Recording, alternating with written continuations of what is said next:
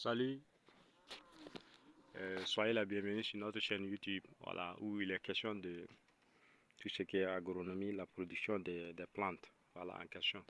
Et aujourd'hui, nous allons étudier un phénomène très important, voilà, que la plupart des gens ignorent ou ils croient dans la nature, voilà, ils se posent un certain nombre de questions, à savoir les sources de régénérescence. Aujourd'hui, comme vous voyez, on appelle ces plantes, voilà, elles viennent de pousser sur un dattier, voilà, un dattier que vous voyez, voilà. Il pousse sur le tronc du dattier et c'est lui qui serait à l'origine de la destruction du dattier en question. Voilà.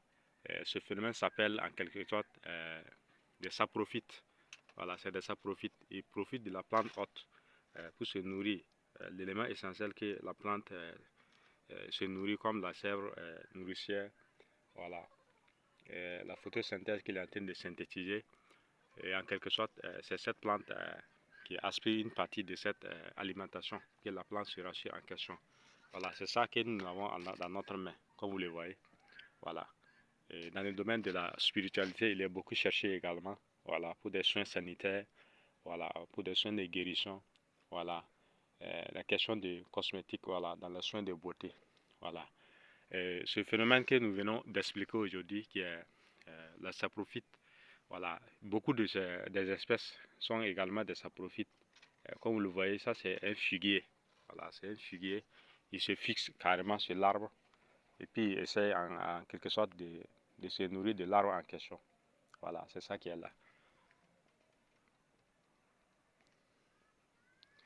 Voilà, ça c'est un premier mystère, voilà, sur les sciences de la nature que nous venons de prouver en quelque sorte.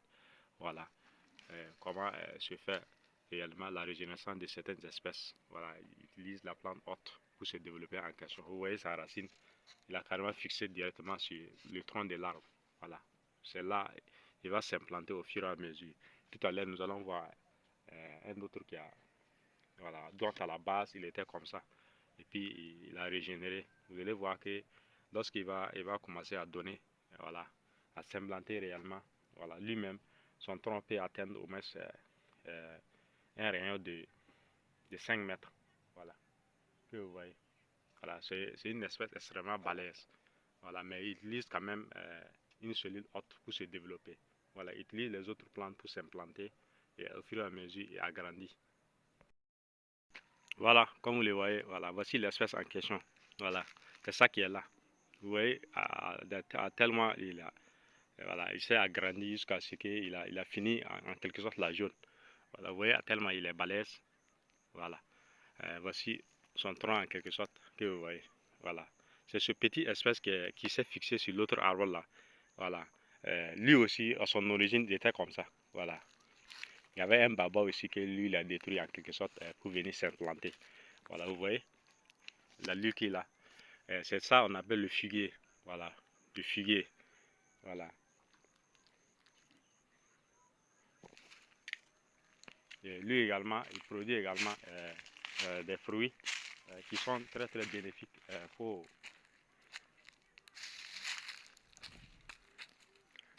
Lui, il produit des petits fruits qui sont très bénéfiques pour les oiseaux et comme pour les animaux. Voilà, ces feuilles servent également, voilà, des nourritures pour les animaux, en quelque sorte. Voilà, si ça vous a plu, n'hésitez pas de donner un pouce bleu pour nous encourager dans nos différents travaux et recherches. Voilà, sur la découverte de la couverture végétale, tout ce qui est mystère lié à la nature. Voilà, merci et passez une très belle soirée.